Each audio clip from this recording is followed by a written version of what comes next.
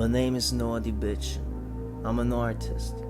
There are many different reasons why I do art.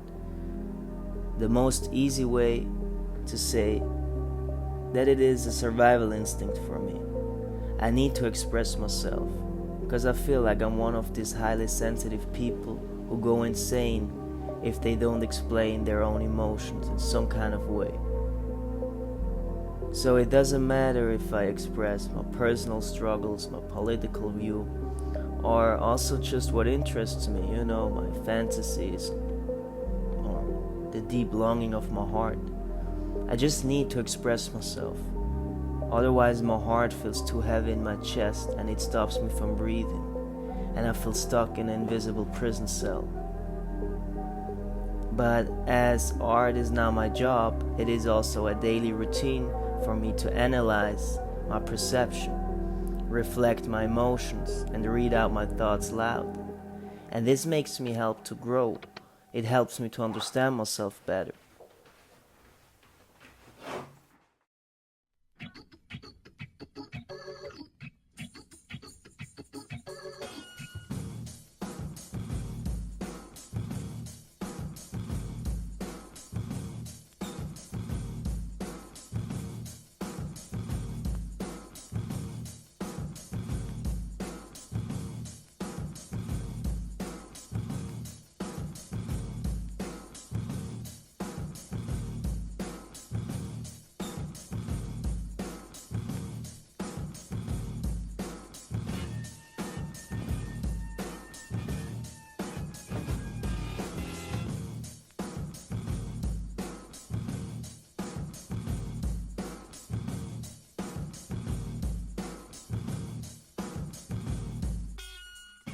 Expressing yourself is always something artistic about it, but you don't have to see yourself as an artist to have an understanding of self-expression. I mean, look at our society. There are so many different ways to express ourselves.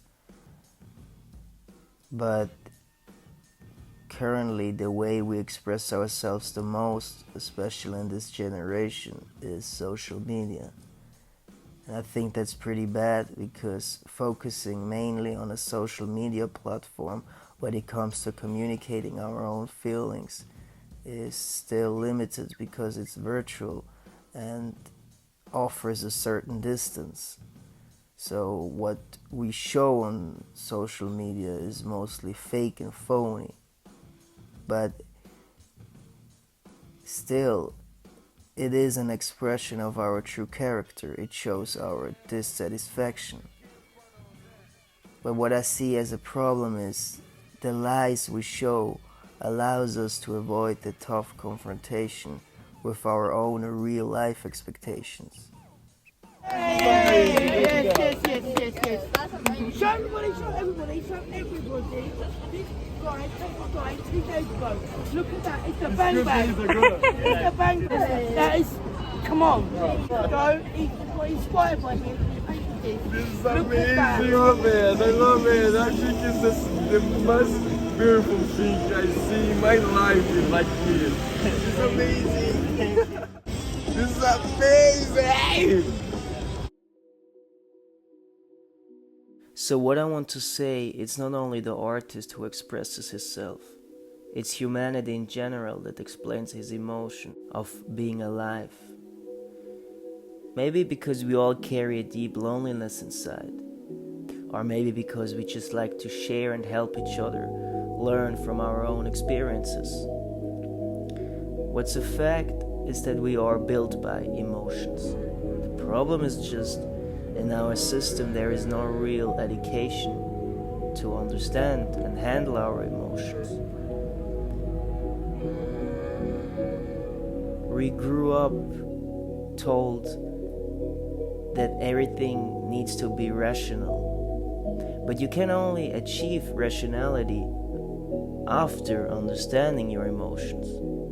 Otherwise, you're not rational, you're just avoiding listening to your true emotions. If you look at my paintings mean nothing. It's just a piece of canvas with some brush strokes. What gives my art the meaning is what you feel when you look at them. The intensity of art lies in the sensitivity of the viewer. I can write 1,000,000 times what I truly feel and paint my insanity over and over again. If you feel no relation to my feelings, you will not feel it. My art is just the reflection of my own chaos. It is an interplay between concept and chaos, a contradiction of logic and nonsense, an urge for peace and a crying for anarchy. This is what my art represents. It represents a paradoxical young man who changes his mood more than his underwear. And that's not just a simple saying, I mean it seriously. But as paradoxical as I am, the same are you. The difference is just some stand by it, others try at all costs to present themselves as if chaos and their own contradictions were alien to them.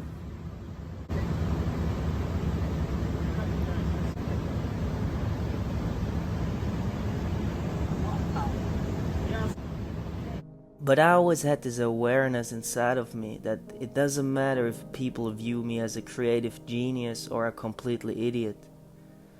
Because in the end, every single person I met in my life views me with their own eyes. For some, I'm an open-minded young man. For others, I'm an arrogant piece of shit. Some call me really smart, others think I'm stupid as fuck. Some find me really soft and sensitive.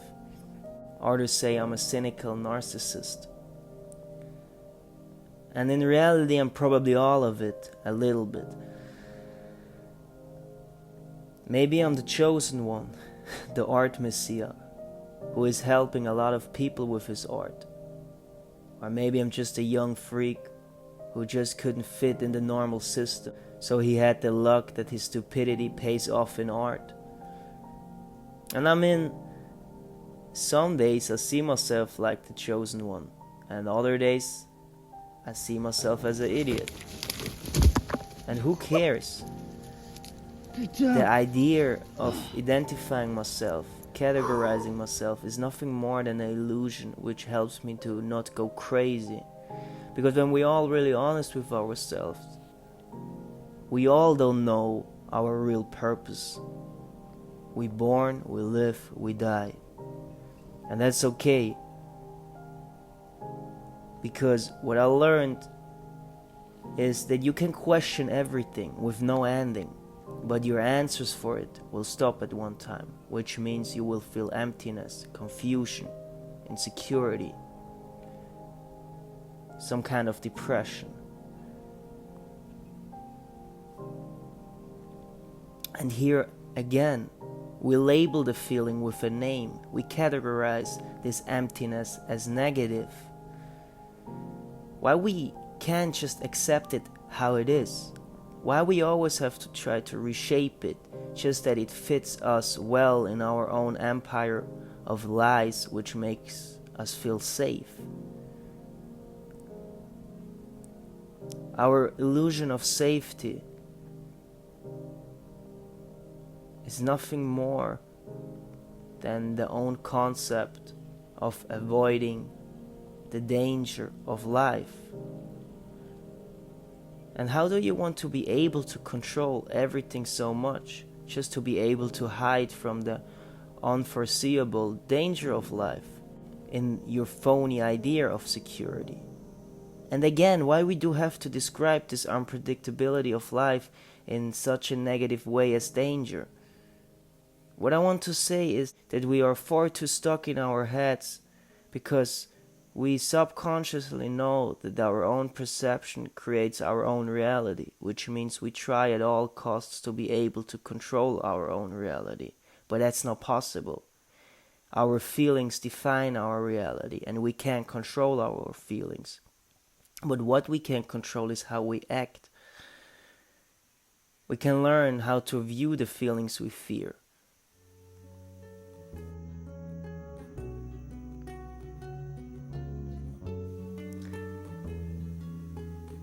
Real self-reflection is painful. Real self-reflection is not a spiritual trend. No, it's a lonely road of healing from your hurt ego. It's a way to learn to accept that your own expectations cannot always get satisfied. Real self-reflection makes you almost puke. It makes you hate yourself sometimes, but that's nothing to be ashamed of. It is a part of the journey. After every rainstorm, the sun comes back, but after every day, the dark night comes also back. So you have to accept there will be always both sides, happiness and suffering, chaos and peace. I started with art 3 years ago. Before that, I was self-destructive, melancholic, and I've had a depressed worldview. I didn't fit in any job, no school, none of that. I wanted to destroy myself in order to make a statement of how much the world damages me. When I saw as a child that my own father is struggling his whole life with hard drugs, I wanted to do the same, just to show him the scars he left behind. I wanted to bleed so he can see how much pain I feel, even if he's not on this planet anymore. I was the problem child in my school, so I started to rebel against their system even more, just to show them that their value system of intelligence is superficial and too limited for people like me. And when someone broke my heart, I had fantasies about killing myself just to demonstrate how much I've got hurt. The love that died inside of me was a process of my ego dying day by day more and more. And this is painful, so I wanted that the other people feel the same pain as I do. I had aggression problems and hurt a lot of people I loved. I lied and betrayed because I couldn't be even loyal to my own principles. I felt misunderstood by my environment. That's why I had these self-destructive behaviors. Until I've got to the point where I ask myself, maybe I feel misunderstood because I am too cowardly to express the real way I feel. So I started to write my thoughts down. I started to paint what I feel with no filter. It was my pure impulsivity. And this was the moment where I felt reborn. I was a child of vulnerability, and so I became an artist. And as I said, you don't need to be an artist to express yourself. All you need is to be your unfiltered self.